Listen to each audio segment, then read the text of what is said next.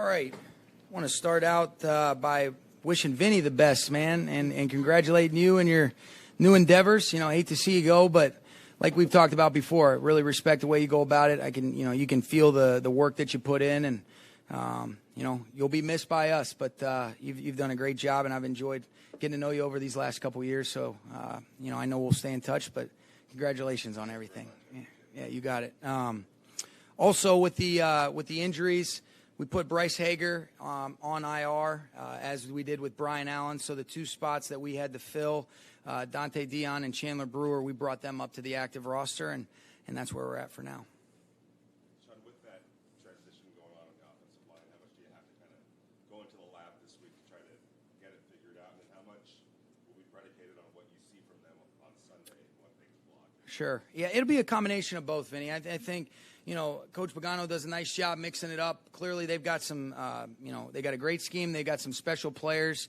But it is a good challenge, but it's one that we embrace. And we're confident about the guys' ability to step in, kind of still working through exactly what that lineup's going to look like. But these are some of the things that, this is part of doing our job. And inevitably, these things do come up. Like we've talked about before, we've been really fortunate. And this year especially, makes you appreciate what we've had the last couple years.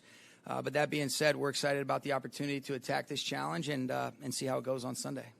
Sean, will the Rams have any representatives at Colin Kaepernick's workout in Atlanta on Saturday? Yeah, those are some things that, we feel good about our quarterback situation right now. Haven't had a chance to really go into, deep dialogue with Les, but we do keep our workouts and those things in-house with just the standard operating procedures. So kind of the focus is on the Bears for us right now. So that's kind of where we're at. So would Les be the one then to contact in terms of finding out whether you guys will have anyone? I would think yes. Put that on Les. John, when you have offensive line injuries and those issues, how much does that affect the play calling or the scheme in any way? I mean, are you tempted to pull things back a little bit or just run? Yeah, I think that's always a part of it, with your game plan, regardless of whether you have guys in or out. Part of the weekly preparation entails, all right, what's your protection plan specific to some of the things that you want to do? How do you want to run the football? And in a lot of instances, it's number one, predicated on your players, and then number two, on their players and how you want to make sure that you're putting your guys in as favorable spots as possible. So to answer your question, yes, but that is consistent with all weeks, but it's going to be especially relevant just given some of the things that we're operating with right now. You talked about the last couple of years when you've had great health in your offensive line. Is this just the percentages catching up with you? I mean, I know that the training staff got a lot of praise the last couple of years for the job they did. Is this just a matter of the percentages catching up with you? I think there are some instances where, things just can't be preventable. But there are some things that I think have remained consistent in terms of, avoiding some of those soft tissues, the other things that do inevitably occur around the league. I think our guys have done a great job following kind of the protocol to try to avoid those. But it has been one of those deals where it's been a little bit abnormal. But I think, the way that this game goes, sometimes those things happen, and we've got to be able to adjust and adapt accordingly. With what's happening, the shifting around in the offensive line and without Brandon in the lineup, what do you say to Jared? I mean, in terms of how do you counsel him going into this week in terms of staying on point and not worrying about maybe what's happening? Yeah, it's just that. I mean, he's got a very difficult job to do to play the quarterback position in and of itself.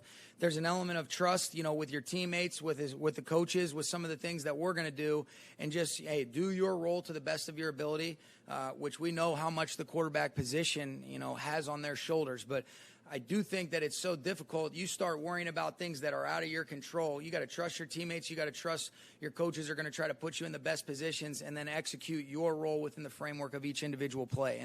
And that's the challenge, and that's the thing that we'll echo and articulate to him. And I think that's going to be very important for him to play, like we expect. Sean, the Bears were kind of the first team last year to slow down your offense. So then how much of what they did in that game have you kind of seen pop up other teams? I mean, everybody's made a big deal of, they played some, the 6-1 type structures. We've seen that a couple times this year. Really haven't seen much of it as of late. And then obviously, that was a big part of kind of what New England did in the Super Bowl. So they were a great defense, period. They still are a great defense, but they did do some different things schematically that I don't run away from the fact that I didn't handle that night well at all, and those are things that didn't go our way. But we have seen some similar things, but it really, those things fit within the framework of the Bears system and specifically under Coach Fangio. Were you shocked, as everybody else, that Cooper Kupp went from 220 yards to 0, or were the Steelers doing things that made that explainable? Yeah, I mean, there were some instances where they were doubling him. You could see in some of those known passing situations, they were very aware of where he was at, and that was something that we kind of anticipated. So, you got a lot of confidence in Cooper. He did a couple things, and there's a couple plays that I think, he would say he could do better on as well. But that's kind of part of the game, and you got to be ready to have other guys step up if that's what the opposing defense activates, and that's why we do have 5 eligibles, and if it's not one of them, then the other 4 we've got confidence to separate and get them the football. New linemen in there, are the line calls become kind of a cooperative thing, or do you still have the same people doing it? Yeah, that's it's something that you kind of work through, especially with some of the circumstances we were navigating through the other day. You do have kind of an approach that you take. It's a little bit more seamless when you're at home and you have the ability to utilize your verbal cadence. But when you are on the road, there's some mechanics that we were working through that guys were doing some things for the first time ever. So I think it's a great challenge, and I thought it was a good opportunity for us to evaluate some of these guys in a live game setting. To see Austin Corbett seamlessly step in, do a nice job at the left guard spot, to see David Edwards start the game off playing really well at the right guard spot and then transition outside. So I think, it's unfortunate. You hate to see your guys get injured.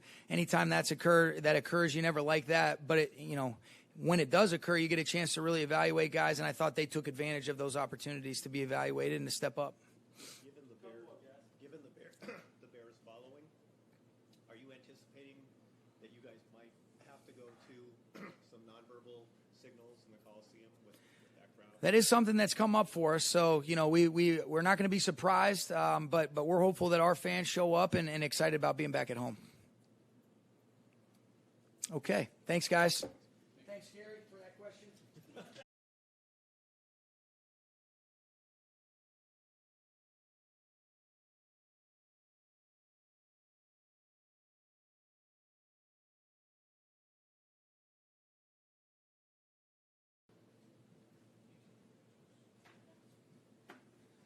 All right, good afternoon, everyone.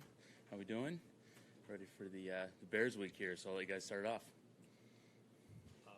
In light of what happened last week with Cooper Kupp, how do you kind of avoid a similar situation this week against the Bears?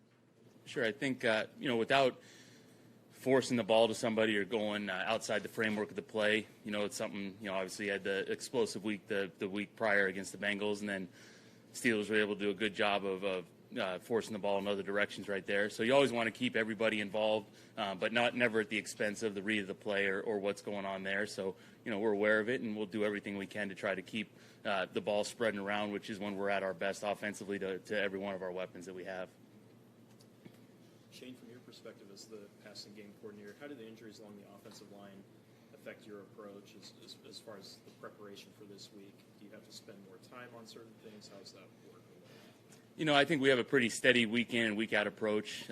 Things happen in the NFL. Unfortunately, we had a couple year stretch there where we remained really healthy, and unfortunately for the guys that actually are dealing with the injuries, they're out and they won't be there. But the best thing I think, just being around Aaron Kromer for these couple of years, that he does is every lineman that comes in, he's really training them at every position, and really, preparing for different scenarios that come up throughout the year, and really throughout the league. If you look, every team is going to have to deal with this at some point or another. And so, Kromer's ability to teach these guys to play multiple spots, and even a guy like Austin who's come in and has played multiple spots, Bobby Evans, these guys, they've all played multiple spots from training camp on or throughout the different points in their career, or as soon as Coach Kromer's gotten a hold of them. So, at the quarterback position, he's still got to work in the framework of his job, which is to execute the play and the timing and the rhythm that's called for. And, you develop that great trust in those guys up front, and the trust that they have been preparing for this moment, just like everybody else on our team has all season long, and go approach it that way and play ball. How hard is it for this team to win when Brandon isn't playing and Cooper and Todd both don't get catches? How how important is the distribution of the ball to the way this offense this season? Sure, I think it helps. Anytime offensively when you're attacking someone vertically, horizontally, both in the pass game and in the run game, and you're really dispersing it evenly throughout the course of the game, it really opens up all the complementary plays off of it. So, when certain aspects get shut out or have less production each week, then it puts more of a strain on the other parts of the offense. So like every week, the goal is to be balanced, to be able to have that good run and pass mix, and like that's happened a few times this year. Sometimes the scenarios or the situational part of the football game doesn't always allow you to stay in that perfect balance, but we know that's what we're striving for, and that's our goal each week as we're attacking a defense offensively. Do the coaches think about that while the game's going on? Cooper hasn't made a catch yet, and it's the fourth quarter. That kind of thing. We haven't got the ball to him yet. 4 targets. Do you think about it that way, or do you just do what's it comes up, and you try to get the ball to different guys. But the one thing that does happen is you might call a play where he's the primary, and you're expecting a primary coverage in that scenario, and then all of a sudden, okay, they went to something different. They went from a single high to a 2 high, or whatever dictated the read going elsewhere. So, like I said, it's that fine line between trying to force the ball to someone, but also playing within the framework of the game and operating in an efficient manner that's playing smart football. What's the challenge for you against the Bears?